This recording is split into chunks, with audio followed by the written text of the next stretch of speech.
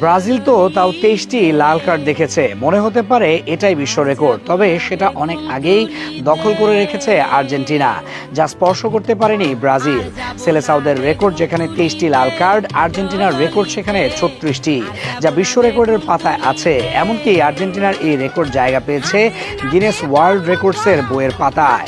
তাই ব্রাজিল সমর্থকরা একটু হলেও স্বস্তির নিঃশ্বাস ফেলতেই পারে, কেননা তাদের লজ্জার রেকর্ড অনেক আগেই আর্জেন্টিনা দখল করে নিয়েছিল। ইতোমধ্যে ব্রাজিলের ঘরোয়া লিগে মিনেইরো চ্যাম্পিয়নশিপের ফাইনালে ঘটনা তো সবারই জানা।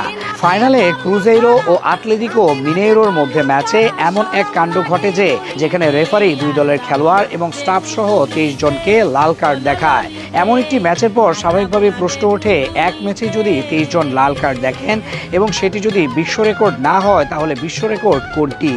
অর্থাৎ এক ম্যাচে সর্বোচ্চ কতজন খেলোয়াড় লাল কার্ড দেখেছেন? এই লাল কার্ডের সংখ্যাটাই কত?